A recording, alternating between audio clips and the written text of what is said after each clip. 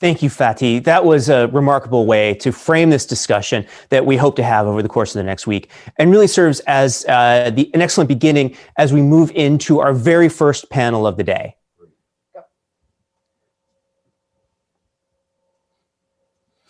Hi, everyone. My name is Randy Bell. I'm the director of the Global Energy Center and the Richard Morningstar Chair for Global Energy Security at the Atlantic Council. It's my pleasure to welcome you to the first panel discussion of the forum, and what a remarkable panel it is. 2020 was an unprecedented year, perhaps most obviously for global health, but also crucially for the energy sector. In response to a year that was unlike any other in our lifetimes, the Atlantic Council commissioned a series of essays from global energy leaders to understand what happened in 2020 and what we need to do in 2021, a year that we hope brings global health and economic recovery.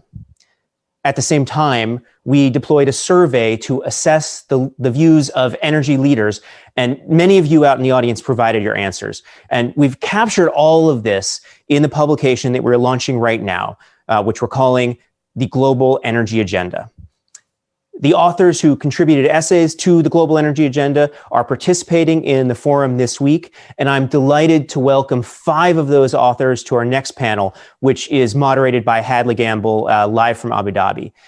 Hadley, we are really, really excited to see you. Thank you to be one of our co-hosts throughout the forum. Welcome to the 2021 Global Energy Forum, and over to you. Excellent stuff. Thanks so much for that, Randy. And thank you, Fatih, for those amazing introductory remarks, really setting the stage for what we're about to talk about. We are talking about the 2021 Global Energy Agenda. I have a distinguished panel of guests. My name is Hadley Gamble. I am CNBC's anchor here in the Middle East, in Abu Dhabi, in fact, and we're thrilled to be a part of the Atlantic Council as always. I want to introduce the panel now and get right to that conversation. Joining us, His Excellency Mohammad Barkindo, the Secretary General of OPEC. It's great to see you, sir. India's Minister for Petroleum and Natural Gas and Steel, Dharmendra Pradhan, Your Excellency, welcome. We also, of course, have a man that needs no introduction, Dan Yergin, the Vice Chairman of IHS Markit and a member of the Atlantic Council's Energy Advisory Group.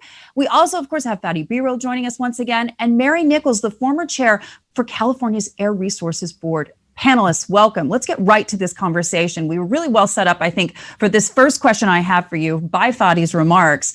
We are hours away from the inauguration of President-elect Joe Biden. And when we talk about all the things that happened over the course of 2020, the number one thing that we think about when we think about what's been impacting energy markets, obviously COVID-19, but it also has been, no doubt about it, about climate change. It's been about energy security, oil prices. We've been talking so much about the politics of all of this. One of the questions that I'd like to throw to you guys for a quick answer all around is, when we think about the major disruptors in energy markets over the last 4 years, we can't have a conversation unless we also bring up US President Donald Trump. The man could send a tweet and move markets. He could also influence decisions at OPEC, OPEC Plus. My question to you panelists, first off the bat, is do you believe that President-elect Biden will have as much of an influence as we have seen President Trump's influence over the last 4 years? I'd like to start off with Mary. Thanks. Yes, I do. President Trump was certainly elected with a self-described mandate to put the brakes on everything that was moving forward ahead of him in the direction of trying to put policies into place to address global warming. He started out as a skeptic. He did his best to, everything from restoring the coal industry, which failed, to opening up federal lands for oil exploration, which he was able to do through regulation, but which has not resulted, in fact, in a whole lot of additional exploration on federal land because people didn't take him up on the offer.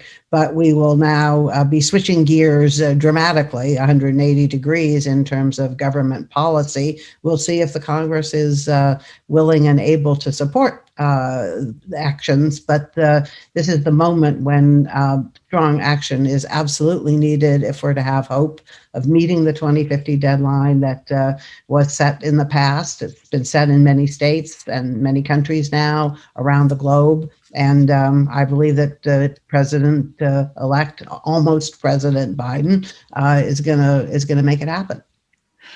Mr. Barkindo, I want to bring you in here because you had a front row seat over the last 4 years as OPEC's Secretary General to the way in which President Trump was able to affect markets. Do you believe that President-elect Biden is going to have the same kind of an impact?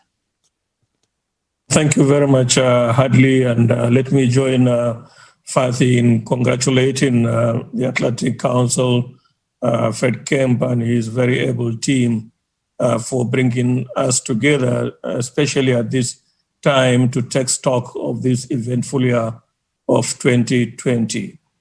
Now, you're quite right, Hadley. We've had a very productive, if you like, relationship with the U.S. industry over the years. And last year, the United States, working with counterparts in Russia and the Kingdom of Saudi Arabia, had helped in no small measure in restoring stability to the market after the historic meltdown that we saw last year. Now, going forward, we in OPEC, we congratulate President-elect Biden for his inauguration tomorrow. And we look forward to continue to deepen our relationship with the industry, especially the independents. And thanks to Dan Yergin and his team at CERAWeek, who helped us to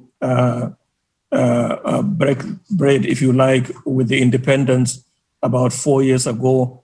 We continue to deepen this relationship, which we found mutually beneficial to all of us, and we intend to continue along this fashion going forward under the administration of President Biden.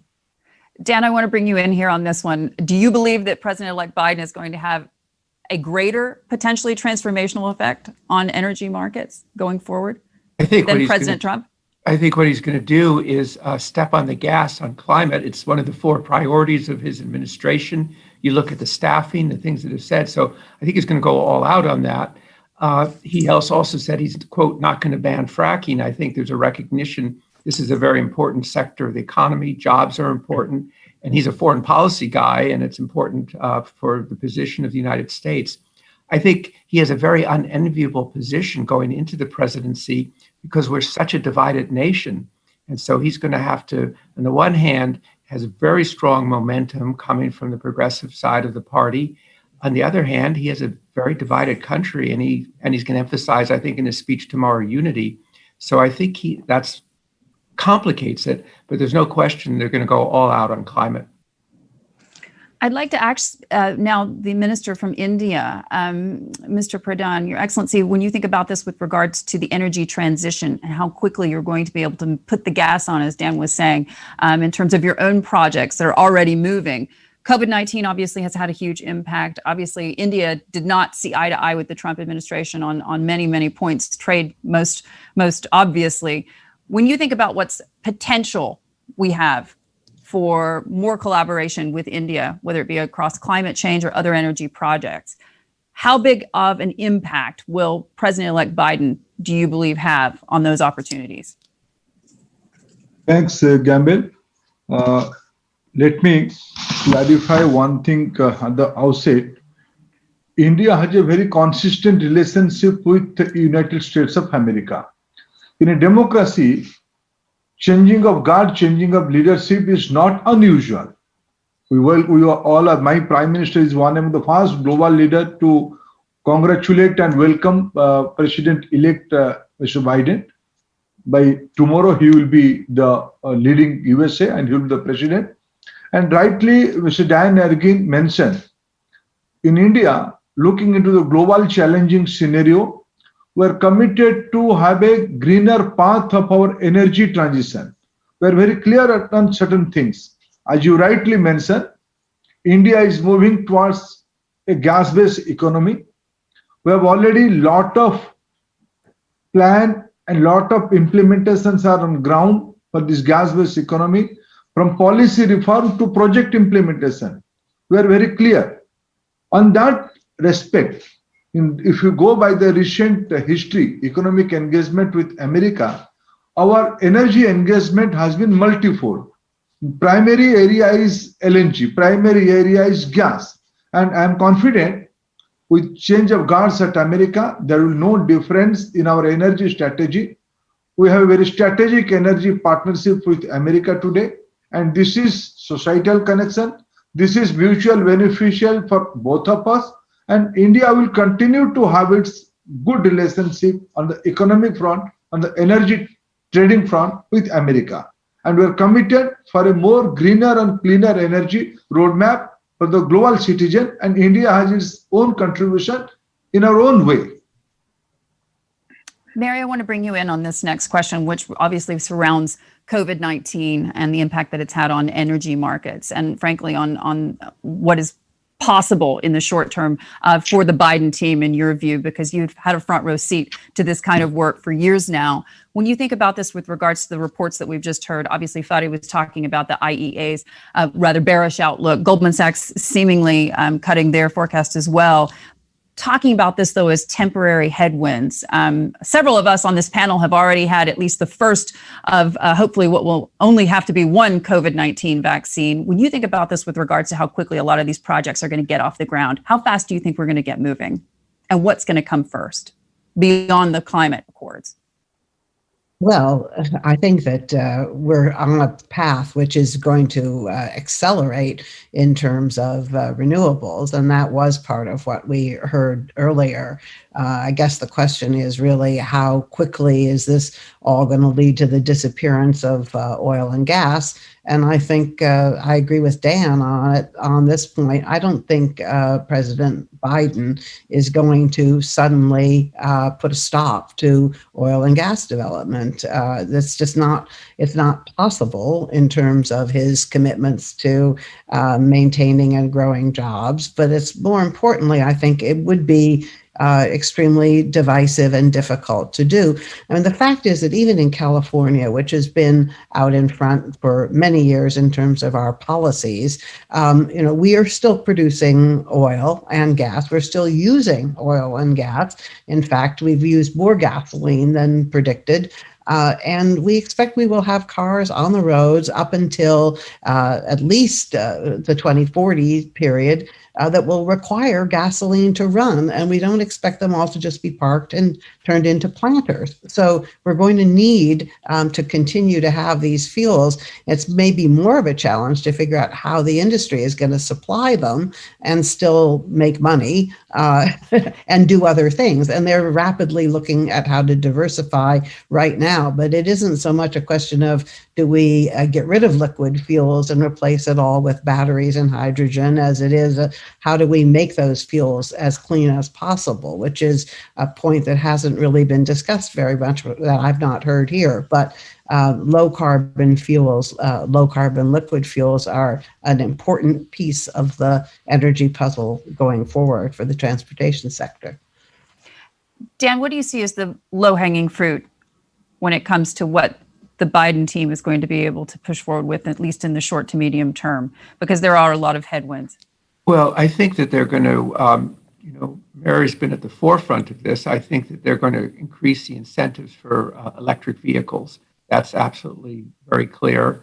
And again, incentives for wind and solar development and more regulation. I think that's going to be across the board. But I mean, Mary makes a very important point that it's also about the existing fuels. Average car in the United States stays on the road for 12 years, and she says they're not going to become planters. So low carbon fuels, clean fuels, which CARB has been the leader in promoting, is also going to be an important part of the picture. And beyond that, in terms of those headwinds, obviously we're talking about an environment, the unpredictability of COVID-19, but also we're talking about the potential in the next 4 years of restarting the talks with Iran, the potential for their barrels to come back onto the market. And we also are talking about energy security because we're consistently seeing a heightened level of tension, at least in the last few months here in the Persian Gulf. When you think about this with regards to the headwinds, at least in the short term, and I'm talking about the energy agenda for 2021, where do you see the challenges? Well, I think energy security, and Minister Pradhan knows it very well from the experience of India's vulnerability to price spikes, given its imports and so forth. So I think energy security has sort of been, in a way, as you say, there's heightened tension, what's going to happen in the Gulf, but there's clearly concern, shale and the development of this other major resource has brought balance to the market so that in September 2019, when you had that unprecedented attack on that huge facility in Saudi Arabia, I looked the other day, the oil price hardly budged because I think there's just more stability in the market. And in my essay for this Great Atlantic Council publication, the thing I emphasize is once you get energy security, you kind of take it for granted and forget about it until you don't have it again. It's true. When you think about this, Minister Pradhan, in terms of that energy security narrative, as Dan was suggesting, obviously India has an exciting agenda with regards to renewables and the energy transition against the backdrop of growth. What's your take on what we heard from Fatih Birol earlier? He was essentially saying that when we talk about solar power, for example, that's half of the power plants that are being built today and the rest is everything else. So 50 versus 50%. The breakdown that you have today in India, how do you see that evolving over the short term? Ms. Gamble, let me put my point of view in this way. This energy transition, whoever use whatever term, they're their own choice. India is a net energy importer, and India is the most favored destination of any country's export product. We are the net importer. But looking into our consumption behavior, looking into our aspiration, we have our own way. Being an emerging economy, we will be continuing to use all sources of energy. With that statement, very politely and very cautiously, I am saying that we will be choosing alternative energy, we will be choosing solar energy, and recently in India, in the transportation fuel, we have started blending hydrogen with CNG. That is the HCNG. We have already started transportation sector in India.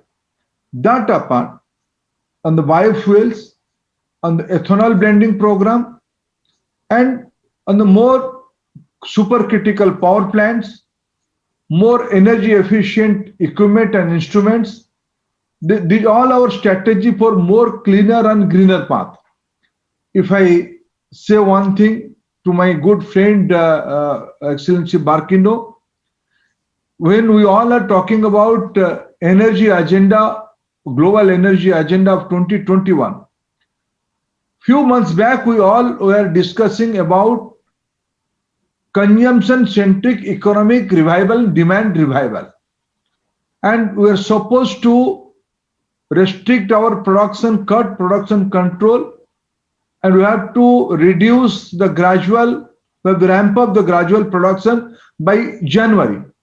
But contradiction to that, now we all are controlling the oil production, and my good friend is coordinating that, and that is creating confusion, that is creating alarming for the consuming country. This kind of scenario will push us to more alternative method of energy sourcing.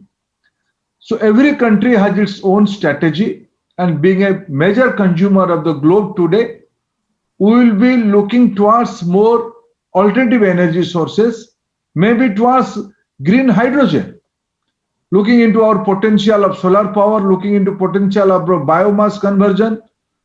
If the producing country will not recognize our aspiration, then innovation, new business model are bound to come up. I want to bring in Mr. Barkindo on this one. I mean, we talk about energy security, obviously, as you're sitting at OPEC and OPEC plus meetings over the last couple of years now, one of the big questions is obviously countries right here in this region making the energy transition as quickly as they possibly can against the backdrop of the knowledge that they will be able to export for a long time still to come. Mr. Barkindo, we heard a little earlier from Fatih talking about peak oil demand, and he was suggesting that we haven't seen it yet. Where does OPEC stand on this, and what's the strategy for dealing with that? Thank you very much. While OPEC concurs with the projections of the IEA, I would like to use this opportunity to respond to my friend Dharmendra Pradhan. I want to recall that the historic decision that we took last year at the height of the meltdown to reduce supply by about 9.7 million barrels a day up to April 2022 was taken as a holistic response to this unprecedented meltdown, and taking into account that the projections for 2021 and beyond was still yet to be made. We decided to take that number, but again agreed to be flexible, to be adaptable as the market recovery took place. Now, what happened recently was the projections for 2021, in particular, the first quarter that we are in now, being a traditionally low demand season, which had the potential of a major disequilibrium in the supply and demand balances. We now decided to temper the restoration of supplies as earlier planned. And we, although brought back about 425,000 barrels a day, our biggest producer took it upon itself to continue to provide the leadership that they had always provided, so that we do not allow this disequilibrium and the building up of stocks to materialize. So took that decision to assist all of us in the group, including India, including other consumers, to maintain that stability. Our target remains stable oil markets, and to ensure that we have this on a sustainable basis. From time to time, we need to adjust, we need to be flexible, we need to be adaptable. But it is all within the framework of the 9.7 million barrels a day, which was unprecedented, very historic, that we took, that will last up until 2022. We have also agreed to meet every month, Pradhan. We are meeting every month, including in February at the JMMC, to ensure that we do not allow this imbalance to reemerge. We all agree that the recovery is fragile. There are still more uncertainties, but we are optimistic. We are cautiously optimistic that the recovery will materialize this year. Thank you. Off that kind of cautious optimism, though, Mr. Secretary General, when you think about this with regards to this part of the world in particular, obviously Saudi Arabia leading the charge with regards to OPEC plus, unilateral cuts like we saw just a couple of weeks ago do have a major impact on economies. As you say, you're cautiously optimistic about what's going to happen over the course of the next year as a result of COVID-19 and the implications of that for energy markets. There are also huge implications for governments off the back of lower energy prices, particularly in this part of the world. How sustainable is it, do you believe, for a country like Saudi Arabia to continue cuts of this kind? How long can they pull that off? First of all, Hadley, it was not a unilateral decision. That was a decision taken by the entire OPEC and non-OPEC countries in the Declaration of Cooperation. Of course, it was offered by the Kingdom of Saudi Arabia, and it is not the first time they had come forward to provide this leadership, to take it upon themselves to charge from the front to make sure that we attain our common objectives of sustainable stability. And now, whether this will be on a continuous or sustained basis, of course, will depend on the kingdom. It is a sovereign decision taken by them that was very much welcome, not only by the OPEC and non-OPEC countries, but by the global oil markets as well. I want to use this opportunity to assure our consumers, in particular India, that whatever decision we take, we have the interests of our consuming countries in mind. This stability is not only for us, Mr. Pradhan, it is for you as well, because we need you to plan based on these stable projections. Our responsibility is to work with you to ensure that we assist the market. We cannot dictate to the market, to retain that stability on a sustainable basis. And you will agree with me that coming out from 2020, with all what we saw, this is January, this is Q1 in 2021, we have to be very, very cautious. And it is that caution that motivated us in the OPEC and non-OPEC conference to take this holistic and consensus decision for the months of February and March only at the moment. Now, the conference will again reconvene in March to take stock. How have we fared in this first quarter? Have we been able to achieve the stability that we badly need?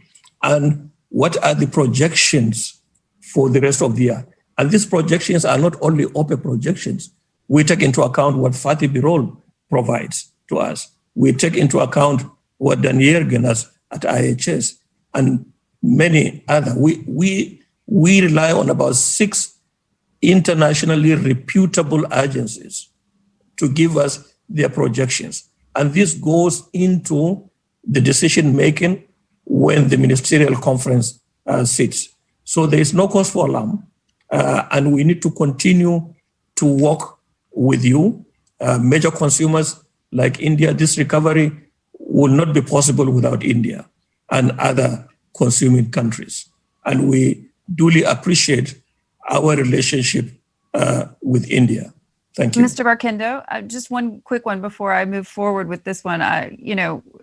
It was interesting to me watching that OPEC press conference just a couple of weeks ago. His Royal Highness Abdulaziz, he basically said that you guys are the guardians of the oil markets. Obviously, we saw a different situation under the last 4 years of Donald Trump. You were reportedly in touch with the president at times. Are you already in touch with President-elect Biden? No, not at all. We look forward to... Do you expect to be? We look forward to continuing our relationship with the industry, being facilitated by my prof, Dan Yergin, under the umbrella of CERAWeek. We believe that we have established very mutually beneficial, productive relationships with the industry in the United States. And I think going forward, we have no option but to continue to strengthen this relationship under President Biden. Great stuff. I want to ask, and this is very much in line, I think, with what we saw in Dan Yergin's book, The New Map. But Fatih, if I could bring you into the conversation as well, you were just suggesting in your remarks that it was deeply concerning to you in terms of implementing these kinds of new energy dynamics in the Middle East. We see obviously Abu Dhabi at the forefront of all of this innovation and looking to renewables as well and investment. But when you think about this with regards to what we could potentially see, the impact of COVID over the next year, something that no one can seemingly predict. Also, of course, the implications for rapprochement with Iran, what that could mean with more barrels put onto the market, and of course, the security concerns when it comes to global shipping lanes, global energy supplies. What do you see as the biggest challenge, at least in the short term, to global oil markets as a result of what we're seeing?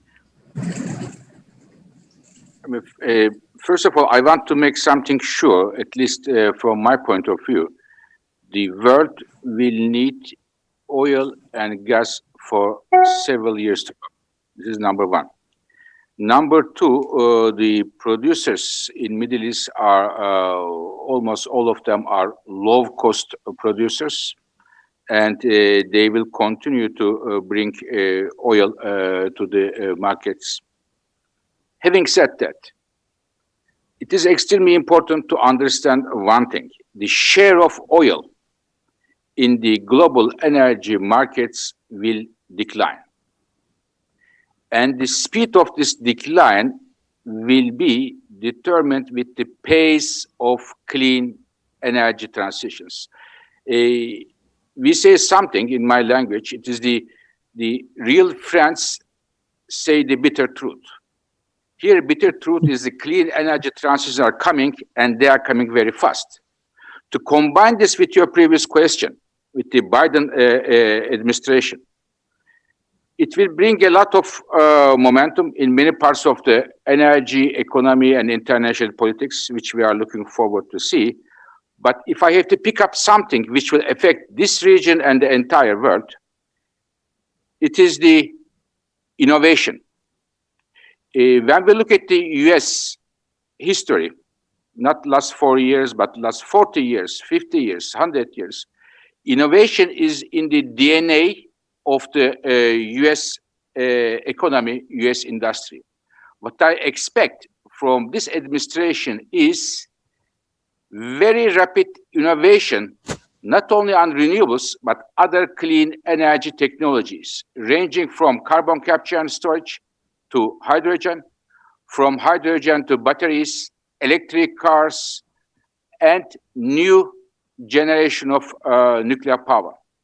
And more importantly, the political positioning of the United States, most powerful economy in the world, will give unmistakable signals to the investors around the world. What are they going to invest? And what will be the consequences of their investments? The decision process will be reshaped with the signals coming from Washington. Now, in terms of climate change, I want to say something. It is very important that we all understand that it is an effort, it needs a collective effort here to address this urgent problem for all of us. But the responsibilities of addressing the climate change is different among the different parts of the world. I cannot put a developing emerging country with low income with a European country here. Therefore, international cooperation when it comes to addressing the climate change will be critical.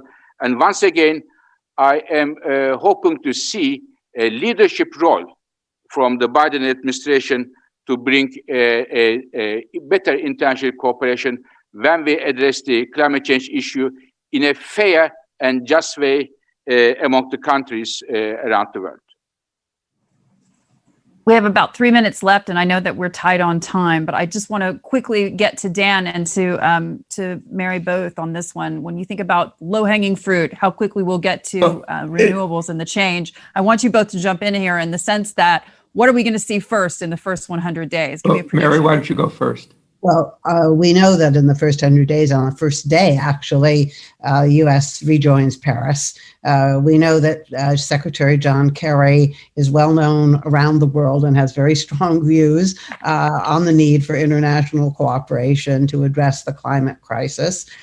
We know that on the domestic front, President-elect Biden has appointed Gina McCarthy, who is also a very experienced hand, to coordinate the domestic agencies here. And on every front, the auto industry, the all energy-related industries, transportation planning, housing, every part of the government now is being run by people who are putting this at the top of their agenda. So I think we're going to see rapid action and very much of an internationally oriented approach. So, Hadley, I think Mary said it. I think there's one point that needs to be clear from this discussion, and I don't think what Minister Pradhan said was clearly heard by everybody. Because if you're an emerging country, the World Health Organization says the single biggest environmental problem in the world is indoor air pollution.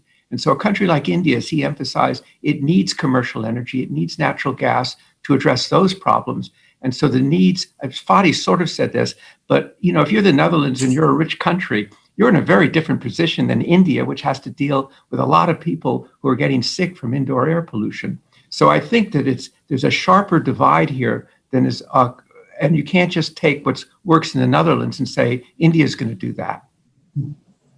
It's not a one-stop shop, is it? When you think about this, Dan, with regards to the wild card that we could see playing out over 2021, is it going to continue to be COVID? Is it going to be the challenges that this part of the world, the Middle East, is going to face as they struggle to change over to? Well, I think the other one that's Iran.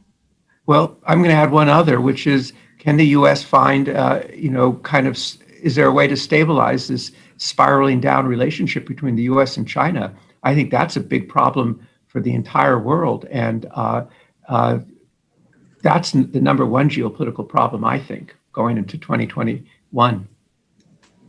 Your Excellencies, ladies and gentlemen, thank you so much for joining us. Once again, obviously, this panel going out to all of you guys who are watching the Atlantic Council, but also on CNBC over the coming days. We deeply appreciate your time. And I'm going to hand it back over now to Randy, who's going to take us back over to Abu Dhabi Sustainability Week.